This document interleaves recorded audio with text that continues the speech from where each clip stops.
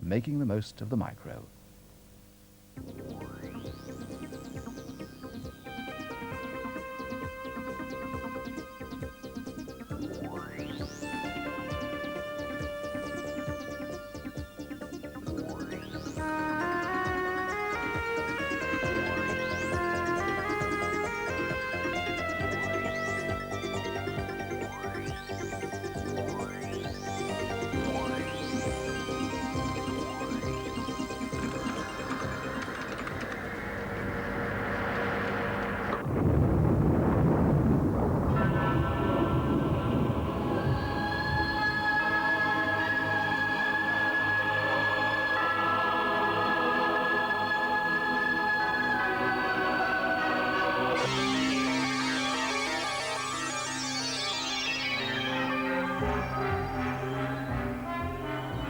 The history of the world has been shaped by revolution.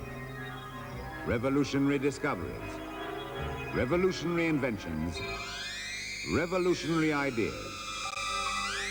This is part of British Leyland's sales promotion for the 1982 Motor Show. Everything you see, from the banks of slight projectors to the robot arm, is being controlled by a microcomputer.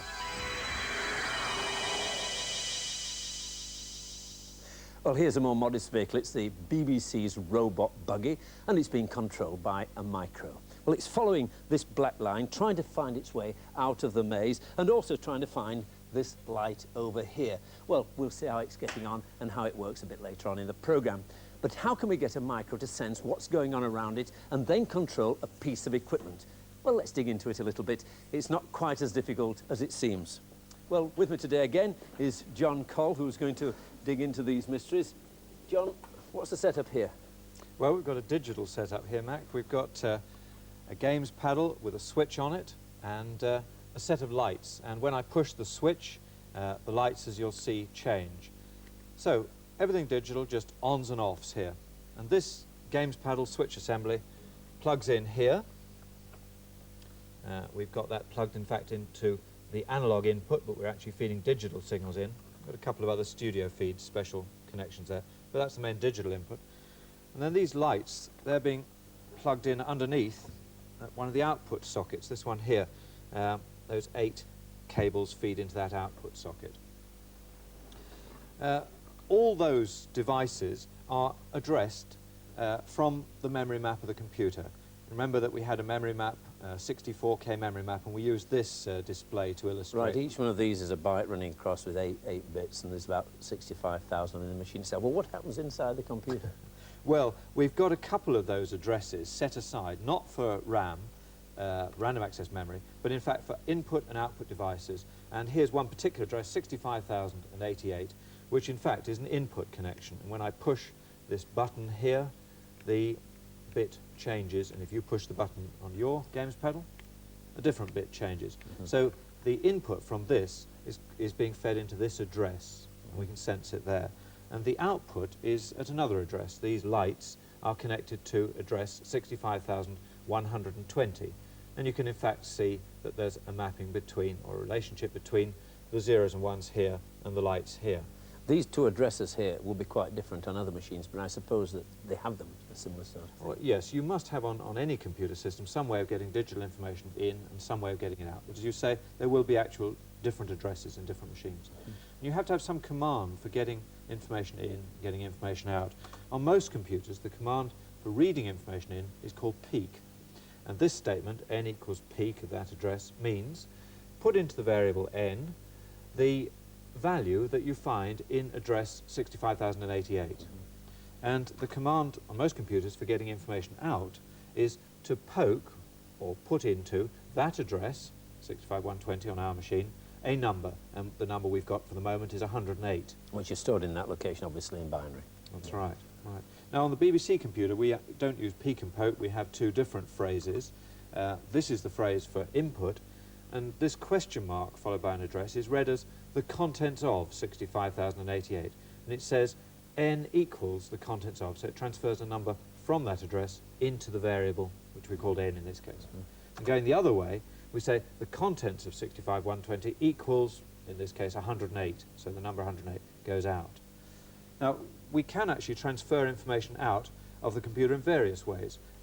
We can alter this number, and then that will alter the lights. For example, I can set a random number. Let me just show you again. If I push a random number into 65120 by pushing a key on the keyboard, it will change the lights. But you'll notice that a number 1 here corresponds to a light on here.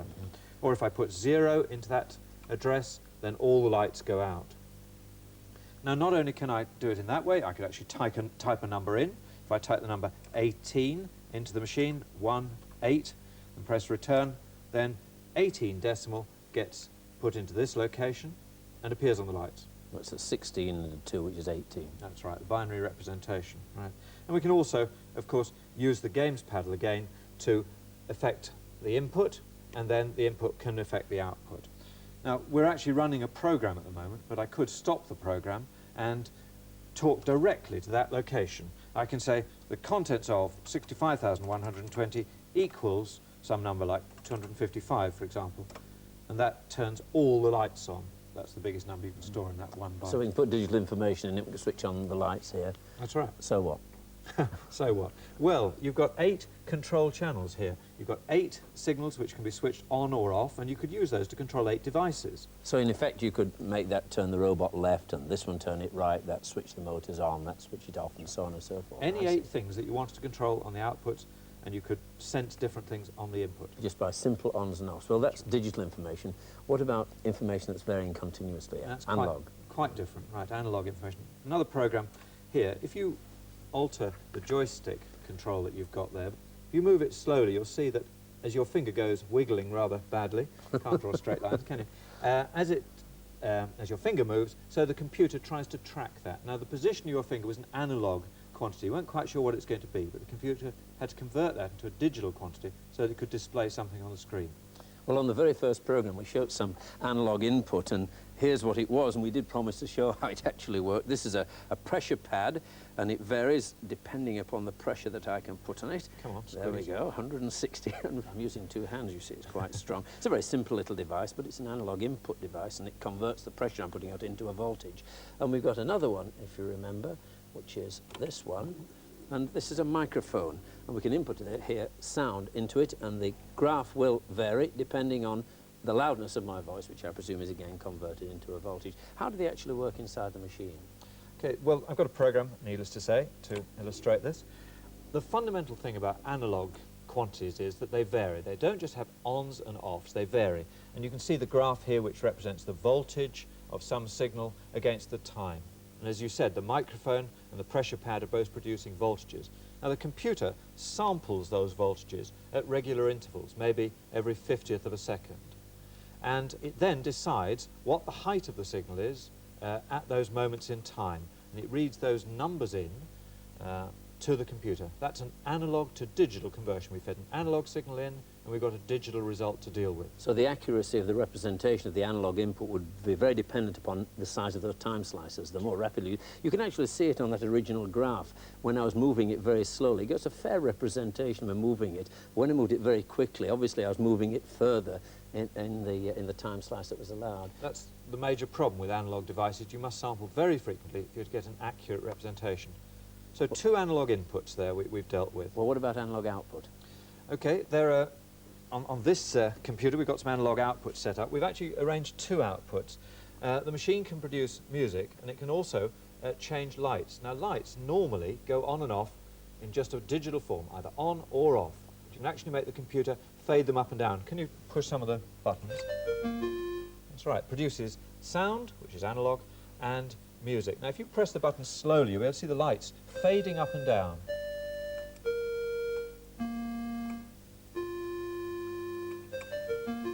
Quite different from the digital world. Well, thank you, John. And most things that can vary can be turned into electrical signals, which can be fed into the computer. And if we combine this ability to switch things on and off, we can begin to see how the computer can control, say, a robot, and do some of the things that we can do and which we take so much for granted, like moving our hands. There are 2 major differences between animals and ourselves. One is the brain, our intellect, if you like, and the other one is the hand.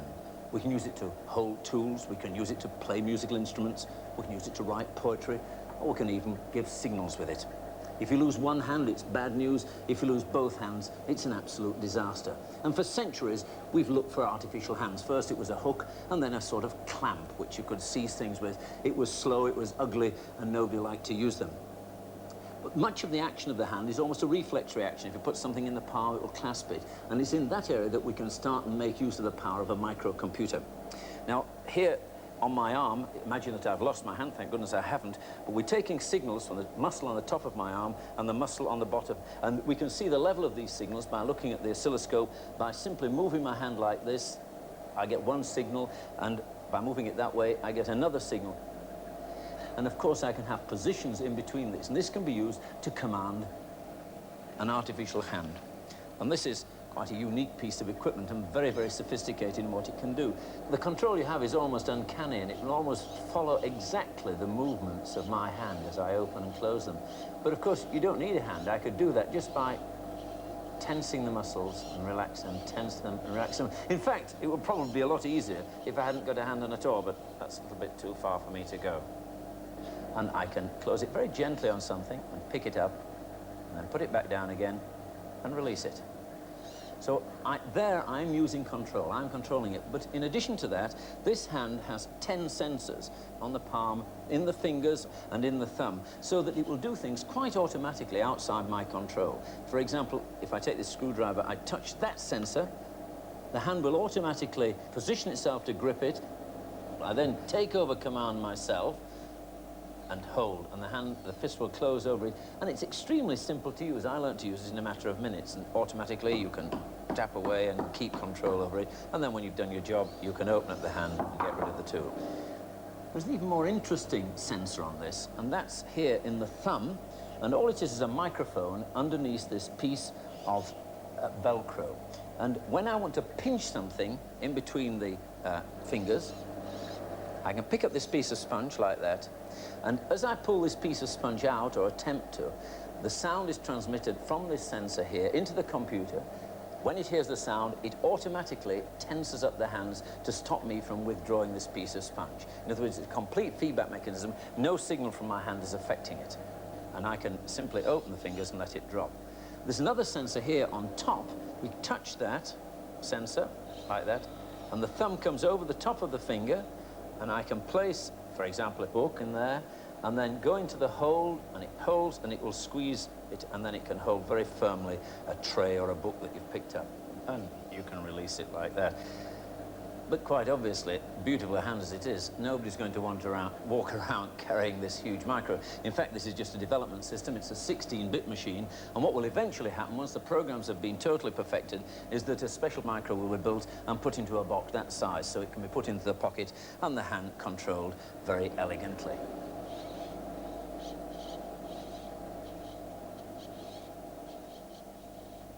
Well, that was a fairly complex system of sensors and control mechanisms.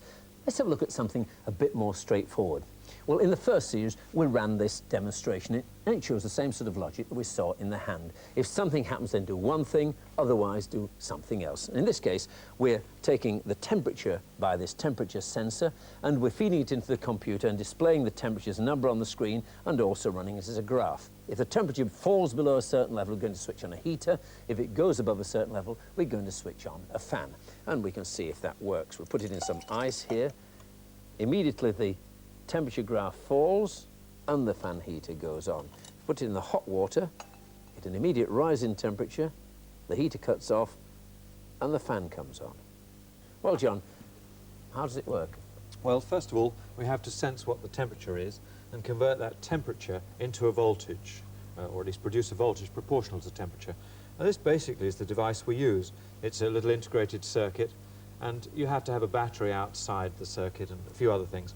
And all those are put together into a device like this. So there's several components in this device. And then that plugs into the analog input at the back there. So that's a way of sensing the temperature. In fact, we could stop the program running, and I could tell it to print could you put it in the ice? Print add val 1, which will ask it to print the number that it's getting in from that input at the moment. And presumably a higher value if you put it in the hot water. That's right. So if we now ask it to print add val 1 again, you'll get a much higher value because there's a much higher voltage being produced by the temperature probe. So that gets it in. Now, if we have a look at the listing of the program, you'll see how we deal with those numbers. First of all, here we have temperature equals adval1 divided by 36.5. And the 36.5 is just there to convert the number that the computer produces into a temperature in Celsius. It's a straightforward relationship between the voltage and the temperature. Yes, it's very linear indeed. And then down here you can see how we control the device. Yes, I recognise this. If the temperature is less than 30 and the temperature is greater than 20, then the coordinates of 65,120 is equal to 0. Right, the address 65,120, you may remember, we had that address for the output port, and we have got two wires connected onto the output port, one of which controls the fan and one of which controls the heater. And if you put 0 into this byte, then both of these will be switched off. Well, there's the next temperature. If the temperature is greater than 31, in other words, it's hot, then the coordinates of 65,120 is equal to 1. And in that case, a 1 would be placed here, and the fan switches on. And if the temperature is less than 90, in other words, it's cold, coordinates of 65,120 equals 2. Now 2, translated into binary, we'll put a 1 in there and a 0 in there, and that'll have the effect of turning the heater on, but not the fan. Well, how does the actual output work? Well, we use the same port that we used last time for driving the lights, but this time we instead drive the fans. You can see there are 3 leads coming off there. One is an earth connection, and the other 2 contain the signal connections to say that the fan or the heater should be switched on. And there are in fact 6 other unused connections corresponding to the 6 bits in the byte that we weren't using. Let's follow down that wire and have a look at the control box. That's the same output port we used for those lights that were going on. Exactly the same, that's right. We've got the control box over here, and all it does is mains comes in to the control box, as does the feed from the computer. And the feed from the computer is used to switch on and off 2 relays, one to turn the heater on and the other to turn the fan on. You see, the output from the computer only goes between 0 volts and 5 volts, and you cannot connect any mains equipment directly to the computer. You stand a good chance of blowing it up. So you must have some very good isolation, and we use relays in this case to let the computer control the mains circuit. So we've got, in effect here, a control circuit, and the computer is able to measure the temperature and control things on the output end. Because we were showing it actually in the ice or in hot water, but normally this would be standing in the air almost like a thermostat, and you get continuous variations. So it would be a closed-loop feedback mechanism. That's right. If you have it actually sensing the temperature of the air and then changing the temperature of the air, that's called a closed-loop feedback circuit, and that's a very fundamental, important concept.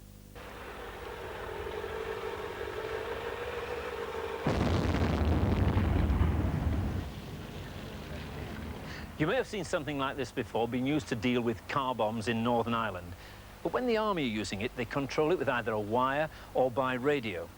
This one is completely free-ranging, and in fact it's controlled using a personal microcomputer you might find in your own home. It's programmed to find out just where I am. For its eyes, or perhaps I should say its ear, it uses a sonar rangefinder that you might find on a Polaroid camera. Not only is it programmed to actually determine where I am, it's also programmed to track me, rather like a faithful dog. If we were to look at the program that's controlling this robot, we'd find instructions for some loops, which in ordinary English would sound something like this.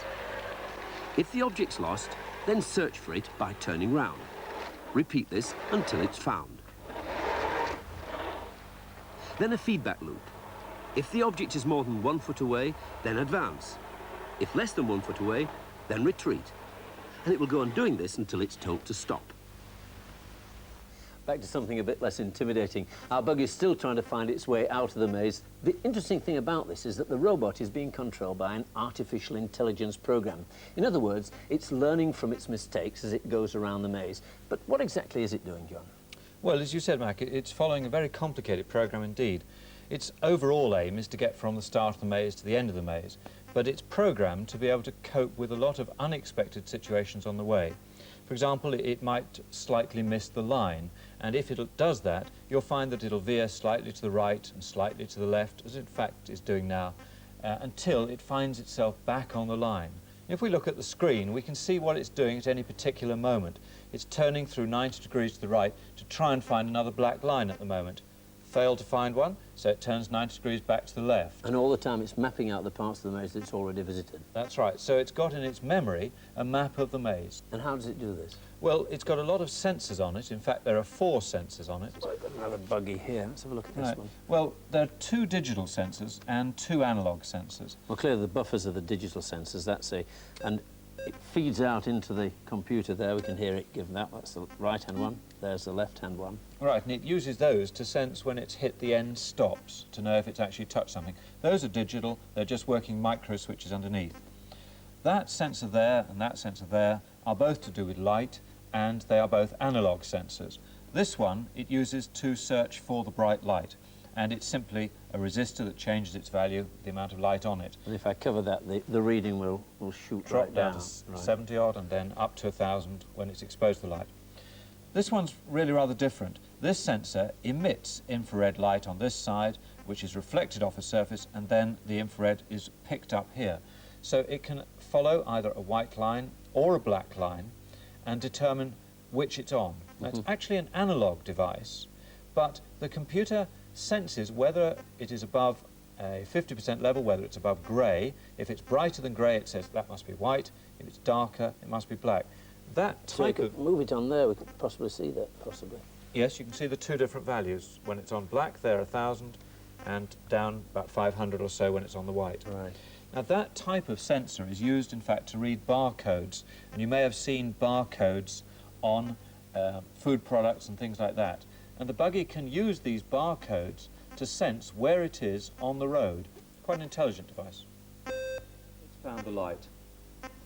So it knows that the path across ahead, and it's got to turn around and back off from the light. And it's actually marked the light on the end of the maze there, and now it's going to go and try and find the exit to the maze. That's right. It'll have to come back all this way. Well, those are the input devices, and we've also got some output devices here. Right, well, we've got 2 output devices. There's a stepper motor here and a stepper motor over here, and as well as that, there's a device for moving the pen up and down. So, stepper motors and pen up, The down. stepper motor just moves it round one click at a time at about 7.5 degrees. When you give it one digital pulse, it moves, as you say, a very small angle. Now, if I make the buggy move forwards by pushing that key, you see both stepper motors go in the same direction. So the buggy moves forward. If I say to the buggy, go left, then one stepper motor goes forward and the other one goes backwards to make it go round in a circle. And the pen there is just to trace its path on whatever it's cruising. That's right, and there's an electromagnet which lifts that pen up and drops it down. A digital signal, again, controls that. What's it used for? Well, it's used really as a teaching aid. You can use it, for example, with the language logo for teaching kids how to analyse a particular problem. But you can also use it really only limited by your own imagination. It's a modular device which you can add extra sensors onto, you can add other devices onto. And are things like this being used today in industry? Yes, they are very much indeed. For what sort of purpose? Well, for example, in a number of production sites there are little pallets that drive around a factory floor and can tell where they are by markings on the floor, and they can follow a black line to find their way around the factory. Well, there it is. It looks as if it's just about find its way out of the maze. It's a bit hesitant there. And there it is. Well, at last it's found its way out, and it's given us some idea, at least, of the basic principles of much more complex systems actually in use in industry today, where computers are controlling hundreds of devices. And we hope to look into that in much more detail in future series. Next week, we'll be looking at moving pictures, or as some might say, Mickey Mouse graphics. Till then, goodbye.